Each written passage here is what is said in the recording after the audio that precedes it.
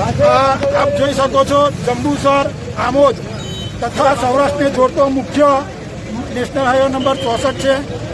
એ national number ઉપર આ ખાડા પડી ગયા છે. બીજું કે અહીંયાથી રાહદારીઓને એટલું બધું નુકસાન થાય છે અને પોતાના વાહનોને પણ એટલું બધું નુકસાન થાય છે. આજ દિન સુધી તંત્ર દ્વારા કોઈ પણ સમારકામ કરવામાં આવ્યું નથી.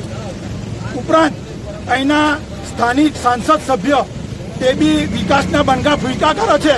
તેમને બી કશું કોઈ આ 2 દિવસ પર આ રોડ પરથી ગયા હતા પણ એમને કોઈ પણ પ્રકારનું ધ્યાન તથા તંત્રનું કોઈ પણ પ્રકારનું ધ્યાન દોર્યું નથી. બીજું સ્થાનિક ધારાસભ્ય જે 25 વર્ષની ગેરંટી આપી હતી, પહેલી તો એ જ વાત, એમની 5 વર્ષની ગેરંટી ને તો 25 વર્ષની રોડની ગેરંટી કેવી રીતના આપી?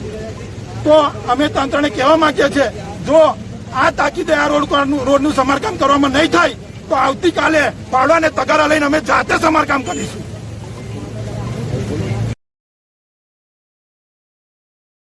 ભરૂચ જિલ્લાનો અતિ મહત્વનો રોડ જે આમોદ રિંગ રોડ, જ્યાંથી જંબુસર તાલુકાના અસંખ્ય ગામના લોકો સિવિલ હોસ્પિટલ હોય, કોર્ટ હોય અથવા બેંકના કામે જતા હોય, સૌરાષ્ટ્રને જોડતો રસ્તો હોય, સુરતને જોડતો રસ્તો હોય, આ રસ્તો હમણાં 6 મહિના પહેલા બનાવવામાં આવેલો. આ રસ્તા જંબુસર વિસ્તારના ધારાસભ્ય ટી.કે. સ્વામીશ્રીએ 25 વર્ષની ગેરંટી આ રસ્તો ખૂટે નહીં. કયા કારણોસર આ નિવેદન આપવામાં આવ્યું છે, કયા હેતુથી આપવામાં આવેલો તો આ નિવેદન એ ખૂબ મહત્વનો પ્રશ્ન છે. આવનાર સરકારની ગાઈડલાઈન છે કે 5 થી 7 વર્ષ, રાજ્ય સરકારની ગાઈડલાઈન છે કે 5 થી 7 વર્ષ તો ચાલતો હોય છે.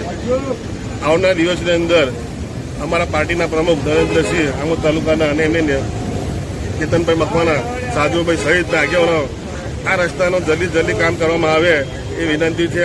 આવતીકાલે તો નહીં પણ થોડા દિવસની અંદર વરસાદ સુકાય તાકીદે એને કામ કરવા એ અમારી રાજ્ય સરકારને, તમારી સરકારને અમારી વિનંતી છે.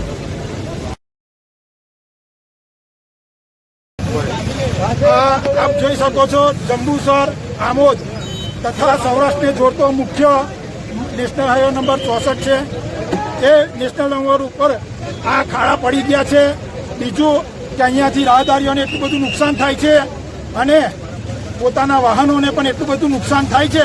આજ દિન સુધી તંત્ર દ્વારા કોઈ પણ સમારકામ કરવામાં આવ્યું નથી. ઉપરાંત અહીંના સ્થાનિક સાંસદ સભ્ય તે બી વિકાસના બનગા ફૂંકા કરે છે.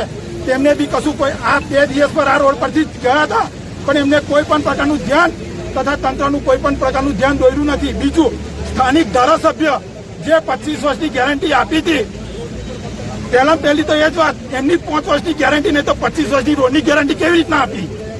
તો અમે તંત્રને કહેવા માંગીએ છીએ, જો આ તાકીદે આ રોડનું સમારકામ કરવામાં